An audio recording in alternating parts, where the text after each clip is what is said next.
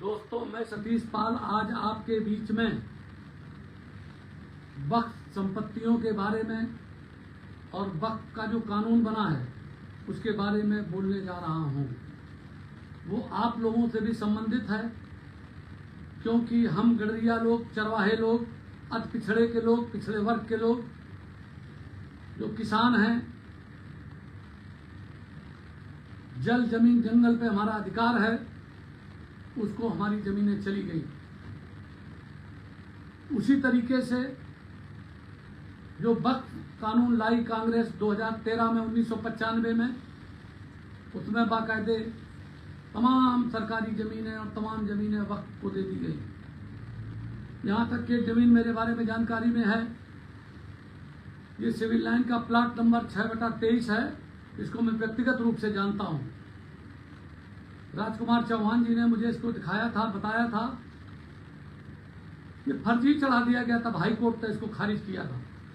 अभी परसों भी खारिज हो गया है। अब तो पूरी तरीके से खारिज हो गया, क्योंकि जो कानून जब पारित हो गया लोकसभा से और राज्यसभा से, तो अब जितनी सही संपत्तियां होंगी वही रह जाएंगी। वक्फ बोर्ड को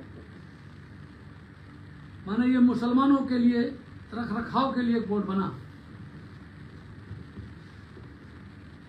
तो उसमें ये चीज है, कानून है कि कोई दान देगा, सरकार की जमीन को थोड़ी दे दी जाएगी।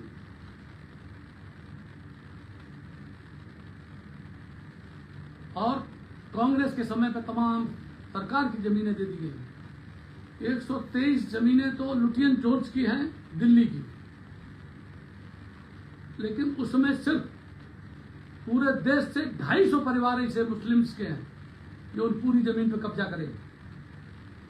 बाद बाकी मुसलमान से कोई लेना देना नहीं है। चलिए, अब नया कानून आया है, अच्छाई बुराई सामने आएगी। जब तक कोई चीज आती नहीं तब तक ठीक होता नहीं। लेकिन दोस्तों, हम लोगों को जिस जाति में हमने जन्म लिया, गडरिया कौम में, हम पढ़े लिखे हैं, हम जातिवादी नहीं हैं। लेकिन हमारे सामने मजबूरी है कि जब मेरे समाज के साथ अन्याय होता है और कर रहे लोग, एक भी गडरिया उत्तर प्रदेश में सांसद नहीं है। और जहां सतीश पाल लड़ना चाहते कन्नौज जैसी सीट पर, वहां पर चालबाजी होती है सपा और भाजपा के बीच कि जिससे सतीश पाल ना लड़ पाए। क्यों? जनता जनार्दन साथ है, मगर विक्रम ताल भी है। इस पर चर्चा बाद में करेंगे।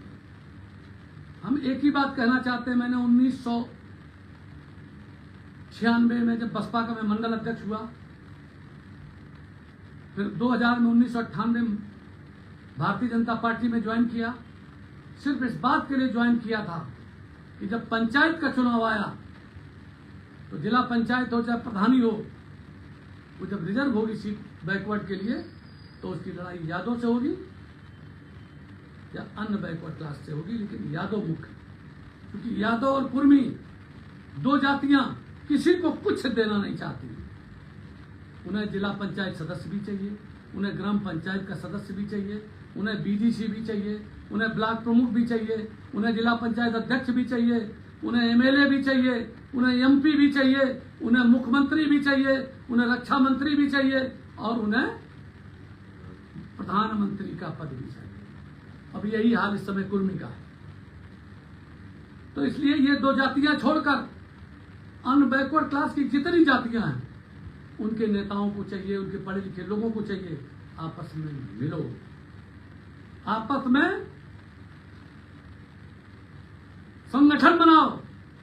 मैंने 2001 में राजनाथ जी से, जब उस समय मुख्यमंत्री थे, छेदीलाल साथी कमीशन की रिपोर्ट लागू कराने के लिए विधुना में रैली करी पाल समाज की, जिसमें 20,000 आदमी था, और उन्होंने सामाजिक न्याय समिति बनाई।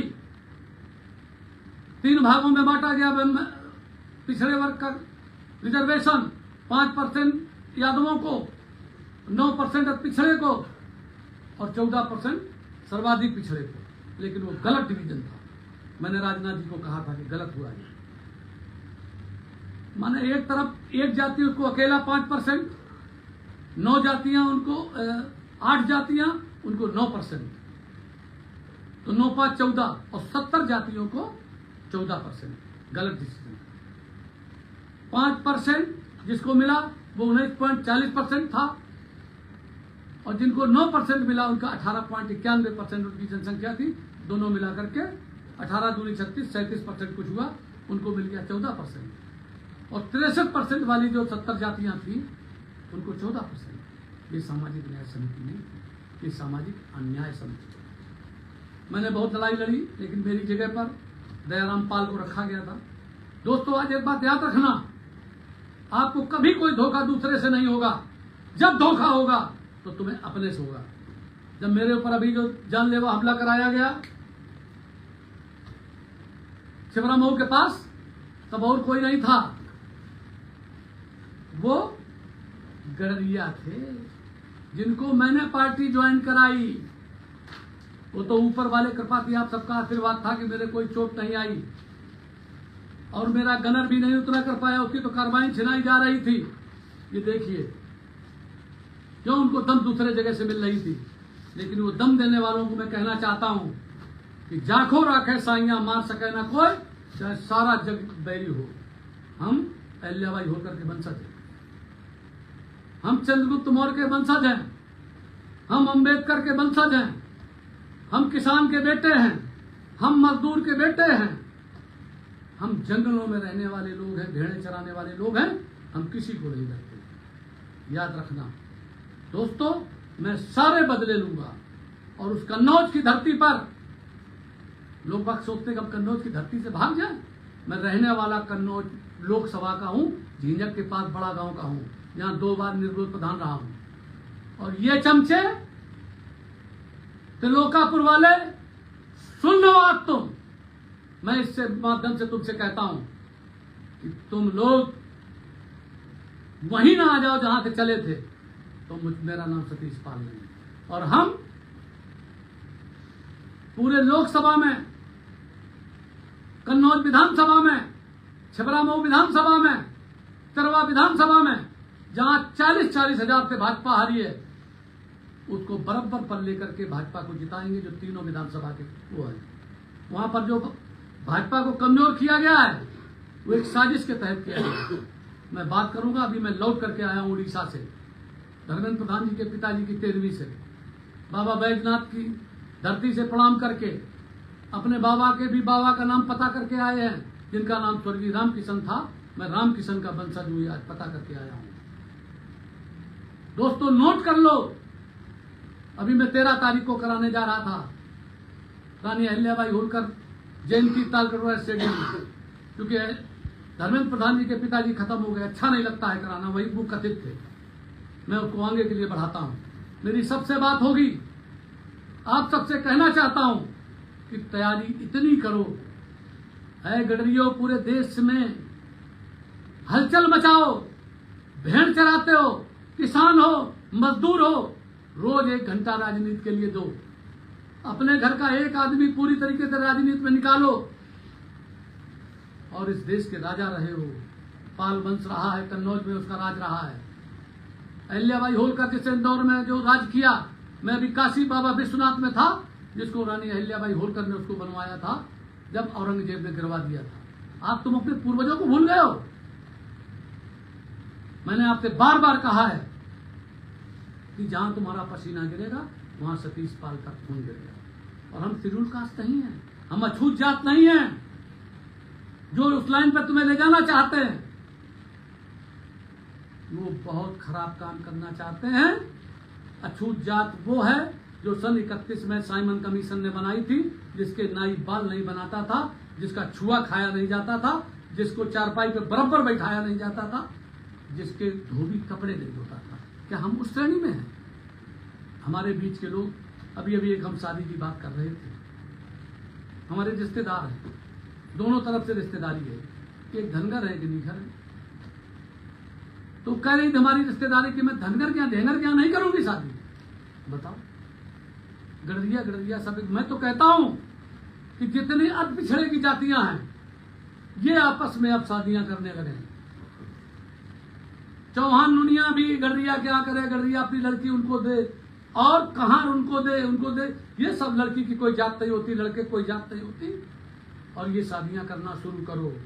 जैसे करोगे इतनी बड़ी जमात बनाओ और हिंदुस्तान के तख्ते ताऊत पर बैठो, जिसका नाम दिल्ली में प्राइम मिनिस्टर है, तब बैठ पाओगे। और अगर बटोगे तो जैसा योगी जी कहते कटोगे। मैं योगी जी की बात से सहमत हूं। अब अपना होली मिलन के माध्यम से अति पिछड़े समाज के लोगों को इकट्ठा करो। अभी 1 महीने इस कार्यक्रम को चलाओ और अहिल्याबाई होलकर के कार्यक्रम को चलाइए। आप 31 मई तक चलाइए, सब जगह करिए, पूरे देश में करिए। और आरएसएस ने, राष्ट्रीय स्वयं संघ ने अहिल्याबाई होलकर का 300वां जन्मदिन मना रहे हैं। जब मैंने करनाल में पाल गडरिया महापंचायत कराई थी, जिसमें सरपंच थे माननीय धर्मेंद्र प्रधान जी, उस समय मैंने प्रस्ताव पारित करे थे जो मेरे पास रखे हुए हैं। उसमें मैंने कहा था कि बनारस में जो अहिल्याबाई होलकर की मूर्ति लगाई गई है, उसके पीछे पूरी तरीके से जब उन्होंने उसको मंदिर को बनवाया था, उसका शिलालेख लगाया जाना चाहिए। एक मैंने यहां पर अहिल्याबाई होलकर नगर बनवाया, उसमें मूर्ति लगाई जानी चाहिए। विधुना में मैंने रानी अहिल्याबाई होलकर राजकीय महाविद्यालय कराया था, जिसको अखिलेश यादव ने 5 मार्च 2013 को खत्म करके दूसरा नाम कर दिया। उसका भी नाम कराना है। आज मैं नवरात्रि में आपके सामने कुछ बोल रहा हूं, आप लोग तैयार हो जाओ। ऐ नौजवानों, गांव गांव उत्तर प्रदेश में 76 जिले, अब 75 पहले थे, अब कुंभ हो गया नया जिला।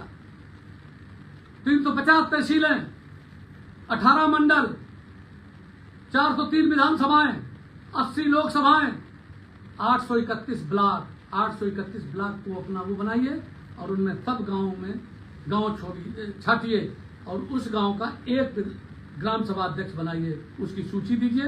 हर गांव में एक ग्राम अध्यक्ष बना दीजिए, हर गांव में ग्राम अध्यक्ष बना दीजिए। मुझे उसका नंबर और टेलीफोन नंबर और पता हमारे में भेजिए। और 13 तारीख को जो कार्यक्रम तालकटोरा स्टेडियम में होना था, उसको उनके पिताजी को मैं श्रद्धांजलि देता हूं। मैं वैसे उनके गांव में भी गया था।